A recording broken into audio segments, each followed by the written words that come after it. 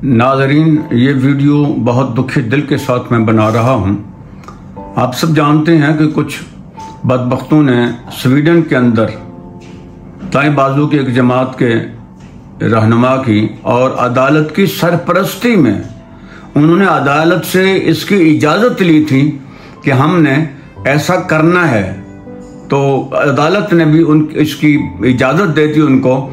और वो ईद वाले दिन जब 10,000 का इज्तिमा कमोबेश मस्जिद के अंदर नमाज ईद कर रहा था, तो उस वक्त ये उन्होंने घिनौनी हरकत की और मस्जिद के ऐन दरवाजे के बाहर वो लोग ये घिनौनी हरकत कर रहे थे, कुरान मजीद फुरकान हमीद की बेहुरमती कर रहे थे।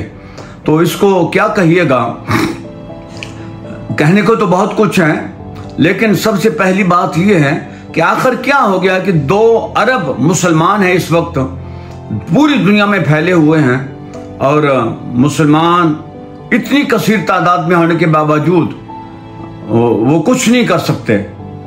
आए दिन वो ऐसी हरकतें करके मुसलमानों की ज़मीरों को झंझोड़ते रहते हैं और मुसलमानों का वो टेस्ट लेते रहते हैं कि इनके अंदर जज्बा ईमानी किस हद तक बाकी है।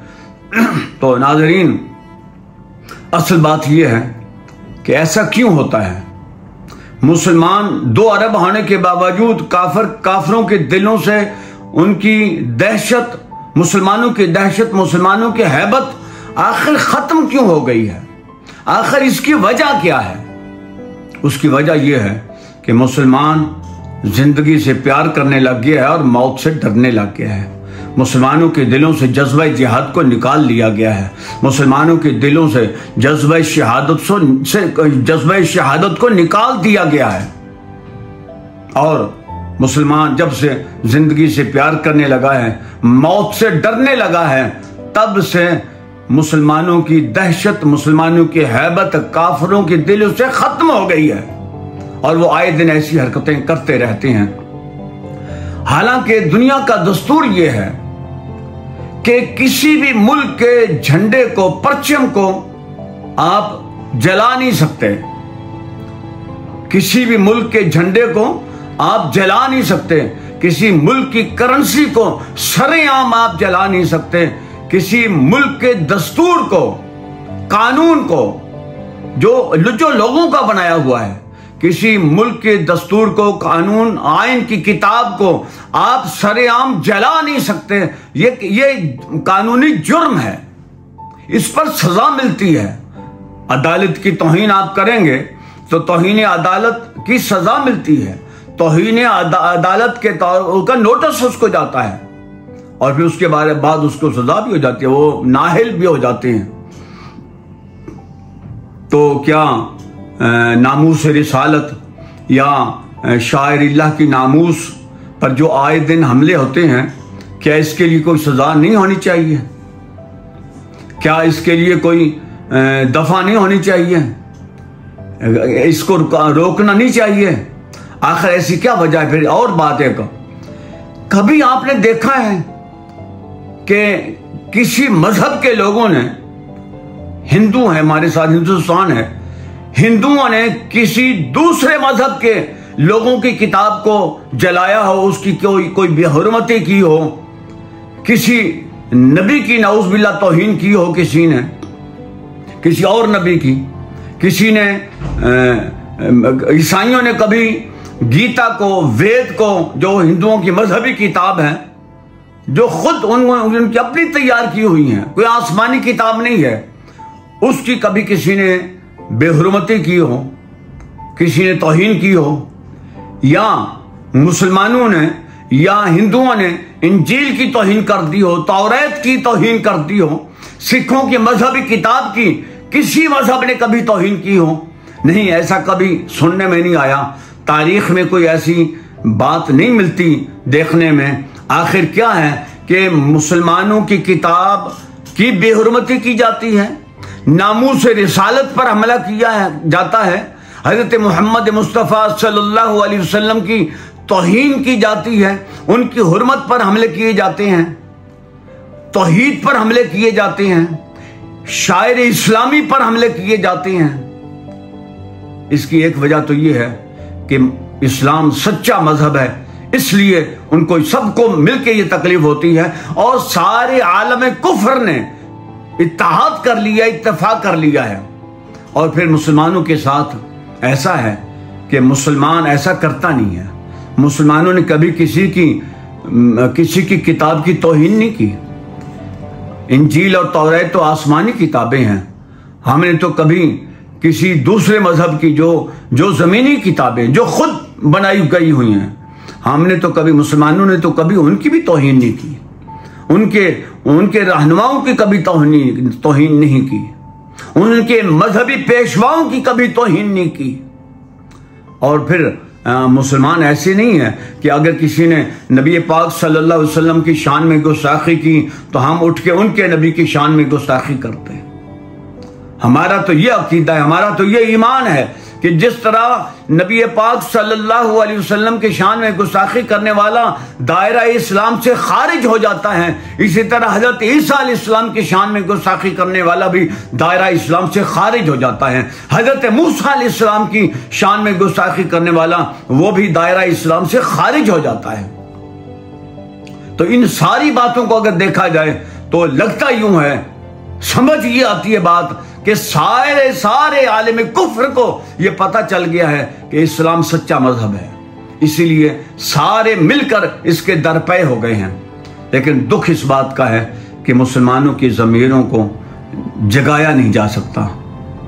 ابھی آپ نے بھی دیکھا ہوگا، میں نے بھی دیکھا ہے، تھم نیل پہ لگا ہوا ہے، میں نے لگایا ہے کہ صدر پیوٹن، روس کا صدر، روس بہت بڑی طاقت ہے، جب یہ واقعہ ہوا تو روس کا صدر مقامی مسجد میں گیا اور اس نے قرآن پاک کو اٹھا کے اپنے سینے سے لگایا، اظہار ہمدردی کی مسلمانوں کے ساتھ۔ ہم تو اس کے لیے یہی دعا کر سکتے ہیں کہ اللہ تعالیٰ اس کو اس کے عمل کے بعد، اس کے عمل کی روشنی میں اللہ تعالیٰ اس کو ایمان کی روشنی بھی عطا کر دے۔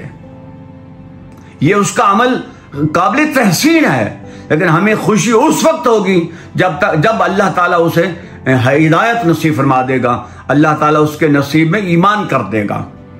تو ناظرین، بات یہ ہے کہ مسلمان اس وقت یہ جو ہم اپنے ملک میں احتجاج کرتے ہیں، اور پرزور مذمت کرنی چاہیے، پرامن احتجاج کرنا چاہیے، گو اس بات پر ہمارے اتفاق ہے کہ ہمارے احتجاج کرنے سے ان کو فرق نہیں پڑے گا، لیکن فرق اس وقت پڑے گا جب ہمارے عالم اسلام کے حکمران جاگ جائیں گے، وہ آپس میں مل بیٹھیں گے، آپس میں سر جوڑ کے بیٹھیں اور اس کا کوئی لاہے عمل اختیار کریں کہ جو جس نے کیا ہے اس کو سزا ملے اور آئندہ کوئی ایسا کرنے کی جرت نہ کر سکے۔